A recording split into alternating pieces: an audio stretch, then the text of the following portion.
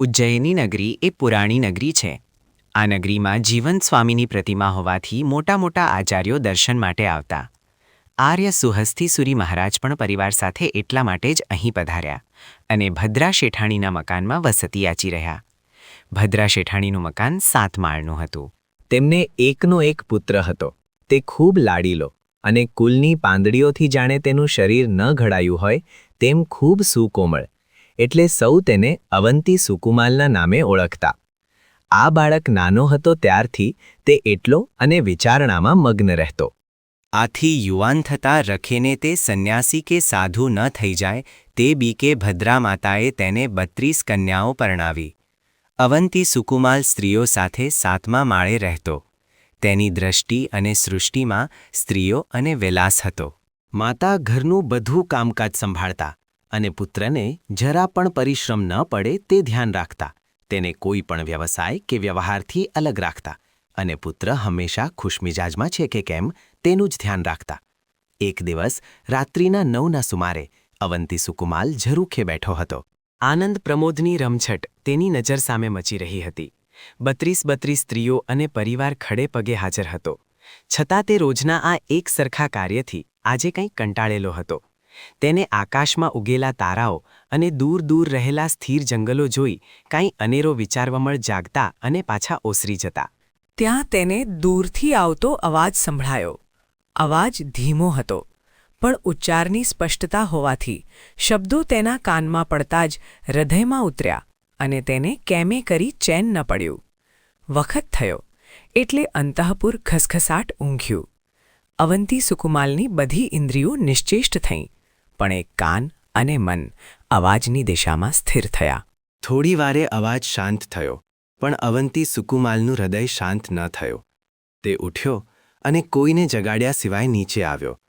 ત્યાં તો નીચેના મજલે સૂતેલા ભદ્રા માતા જાગ્યા અને પૂછ્યું, કોણ?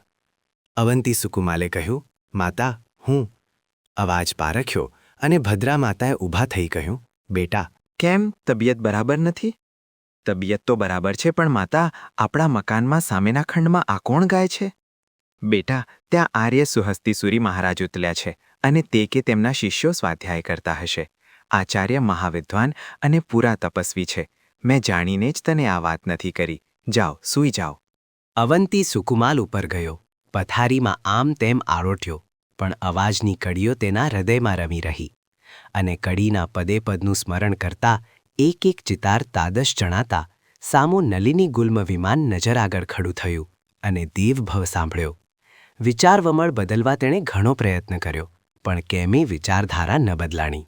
ક્યાં નલિની ગુલ્મ અને ક્યાં વૈભવ! ભલે દુનિયા મને મહાવૈભવી કે ભાગ્યશાળી માને, પણ દેવવૃદ્ધિ આગળ તો આ બધું તુચ્છ છે. આ તુચ્છ વૈભવ, તુચ્છ જીવનકાળ અને તુચ્છ શરીરમાં હું સમજીને ક્યાં સુધી પડ્યો રહીશ? અવંતી સુકુમાલ ધીરા ધીરા પગલે ફરી હેઠો ઉતર્યો. સર્વ સૂમસામ હતો. તે સીધો મુનિના ઉતારાના દ્વારે આવ્યો. ગુરુ મહારાજ સામે બેઠેલા હતા. ત્યાં જઈ ભગવંત કહી અવંતી સુકુમાલે વંદન કર્યું. કોણ? હું અવંતી સુકુમાલ. ભદ્ર, આટલી મોડી રાતે કેમ આવવું પડ્યું? મહારાજ, આ હમણાં અહીં કંઈક ગવાતું હતું તે આપે બરાબર જોયું છે ખરું? આચાર્ય સમજી ગયા કે હમણાં હું નલિની ગુલ્મ વિમાનનો સ્વાધ્યાય કરતો હતો તેના અંગે જ આ પ્રશ્ન પૂછવા માંગે છે. ગુરુએ કહ્યું, ભદ્ર, અમારે તો શાસ્ત્રીય ચક્ષુ છે અને જ્યાં ચર્મચક્ષુ ન પહોંચે તેવી અગમનિગમ વસ્તુઓ અમે તે દ્વારા જાણીએ છીએ.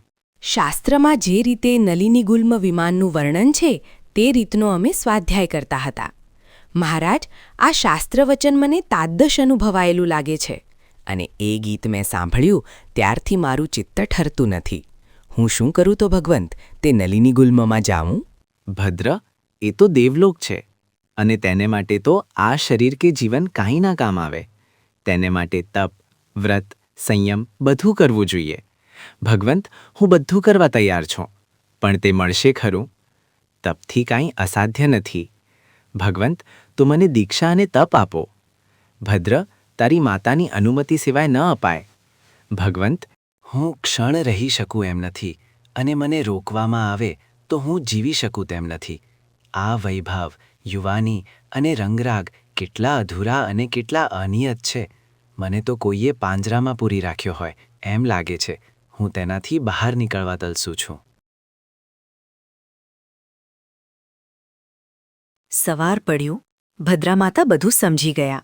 તેમની આંખમાં આંસુ હતા અને કહેતા હતા કે પુત્ર, આ 32 સ્ત્રીઓ, આ હવેલી, આ વૈભવ, આ બધું કોના માટે?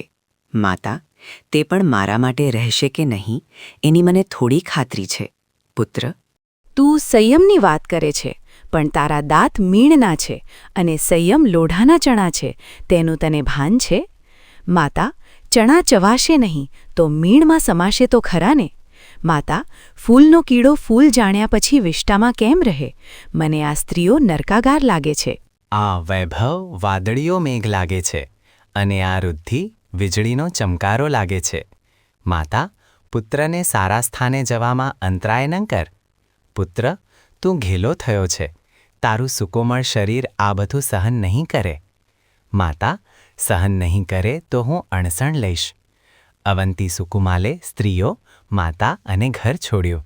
મુનિવેશ સ્વયં ગ્રહણ કર્યો અને ગુરુ પાસે જઈ ઊભો રહ્યો અને કહ્યું, મહારાજ, મને દીક્ષા આપો. ગુરુએ દીક્ષા આપી અને વૃદ્ધ સાધુને સોંપ્યો. અવંતી સુકુમાલ મુનિએ ગુરુને કહ્યું, ભગવંત, મારી ઈચ્છા અણસણની છે. આપ આજ્ઞા આપો તો વિલંબ વિના સ્વશ્રેય સાધુ. ગુરુની અનુજ્ઞા લઈ અવંતી સુકુમાલ મુનિ અણસણ સ્વીકારી શ્મશાનમાં કાવસગ્ય ધ્યાને રહ્યા. શ્મશાનમાં શિયાળોના અવાજ ચારે બાજુ કાન બહેડા કરતા હતા. પણ મુનિના કાનમાં તો તેજ નલિની ગુલ્મની પંક્તિઓ ગાજતી હતી. ભલભલાને વિહવળ બનાવે તેવા હાડપિંજરો સામે ઊભા હતા. છતાં અવંતી સુકુમાલનું ચિત્ત તો શુક્લ ધ્યાનમાં નિશ્ચલ હતું. બરાબર મધ્યરાત્રિ થઈ ત્યાં એક ભૂકી શિયાળ બચ્ચાઓ સાથે આવી અને પગ કરડવા લાગી.